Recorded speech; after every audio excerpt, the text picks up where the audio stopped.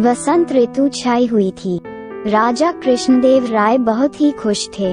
वह तेनालीराम के साथ बाग में टहल रहे थे। वह चाह रहे थे कि एक ऐसा उत्सव मनाया जाए जिसमें उनके राज्य के सारे लोग शामिल हों। पूरा राज्य उत्सव के आनंद में डूब जाए। इस विषय में वह तेनालीराम से भी राय लेना चाहते थे। तेनालीराम ने राजा की इस सोच की प्रशंसा की और इसके बाद राजा ने विजयनगर में राष्ट्रीय उत्सव मनाने का आदेश दे दिया। शीघ्र ही नगर को स्वच्छ करवा दिया गया। सड़कों व इमारतों में रोशनी की व्यवस्था कराई गई। पूरे नगर को फूलों से सजाया गया। सारे नगर में उत्सव का वातावरण था। इसके बाद राजा ने घोषणा की कि राष्ट्रीय उत्सव मनाने के लिए हलवाई की दुकानों पर रंग बिरंगी मिठाइयाँ बेची जाएं। घोषणा के बाद नगर के सारे हलवाई रंगीन मिठाइयाँ बनाने में व्यस्त हो गए। इस घोषणा के बाद कई दिनों तक तेनालीराम दरबार में नजर नहीं आए। किसी को भी उनके बारे में कुछ नहीं पता था। राजा कृष्णदेव राय ने तेनालीराम को ढूंढने के लिए सिपाहियों को भेजा, लेकिन वे भी तेनालीराम को नहीं ढूंढ पाए। उन्होंने राजा को इस बारे में बताया। ये सुनकर राजा और भी अधिक चिंतित हो गए। उन्होंने दोबारा सिपाहियों को तेनालीराम की खोज में जुट जाने का आदेश दिया। कुछ दिनों बाद सैनिकों ने तेनालीराम को ढूंढ निकाला। वापस आकर उन्होंने राजा को बताया, महाराज, तेनालीराम ने तो कपड़ों की रंगाई की दुकान खोल ली है।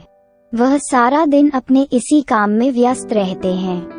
जब हमने उन्हें अपने साथ आने को कहा तो उन्होंने आने से मना कर दिया। ये सुनकर राजा को गुस्सा आ गया। वह सैनिकों से बोले, मैं तुम्हें आदेश देता हूँ कि तेनालीराम को जल्दी से जल्दी पकड़कर यहाँ ले आओ। अगर वह तुम्हारे साथ अपनी मर्जी से न आए तो उसे बलपूर्वक लेकर आओ। राजा के आदेश का पालन करते हुए सैनिक तेनालीराम को बलपूर्वक पकड़कर दरबार में ले आए। राजा ने पूछा, तेनाली, तुम्हें लाने के लिए जब मैंने सैनिकों को भेजा तो तुमने शाही आदेश का पालन क्यों नहीं किया? और एक बात और बताओ, हमारे दरबार में तुम्हारा अच्छा स्थान है जिससे तुम अपनी सभी आवश्यकताएं पूरी कर सकते हो। फिर भला तुमने ये रंगरेज की दुकान क्यों खोली? तेनालीराम बोले, महाराज, दरअसल मैं राष्ट्रीय उत्सव के लिए अपने कपड़ों को रंगना चाहता था। नगर में बहुत सारे लोग उत्सव में पहनने के लिए अपने कपड़े रंगवाना चाहते हैं। इस काम में अच्छी कमाई है। इससे पहले कि सारे रंगों का इस्तेमाल दूसरे लोग कर लें, मैं रंगाई का काम पूरा कर लेना चाहता था।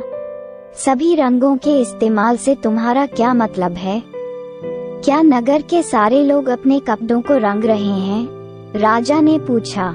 नहीं महाराज, वास्तव में रंगीन मिठाइयाँ बनाने के आपके आदेश के बाद से नगर के ज्यादातर हलवाई मिठाइयों को रंगने के लिए रंग खरीदने में व्यस्त हो गए हैं। अगर वे सारे रंगों को मिठाइयाँ रंगने के लिए खरीद लेंगे तो मेरे कपड़े कैसे रंगे जाएंगे? इतना सुनते ही राजा को अपनी भूल का एहसास हो गया। वह बोले, तो तुम ये कहना चाहते हो कि मेरा आदेश अनुचित है? मेरे आदेश का फायदा उठाकर मिठाइयाँ बनाने वाले मिठाइयों को रंगने के लिए घटिया व हानिकारक रंगों का इस्तेमाल कर रहे हैं, जबकि उन्हें केवल खाने योग्य रंगों का ही इस्तेमाल करना चाहिए। इतना कहकर महाराज ने तेनालीराम की तरफ देखा। तेनालीराम के चेहरे पर वही चिर परिचित मुस्कुराहट थी। राजा कृष्णदेव राय ने गंभीर होते हुए आदेश दिया कि जो मिठाई बनाने वाले हानिकारक रासायनिक रंगों का प्रयोग कर रहे हैं, उन्हें कठोर दंड दिया जाएगा। इस तरह तेनालीराम ने अपनी बुद्धि के इस्तेमाल से विजयनगर के लोगों को बीमार होने से बचा लिया।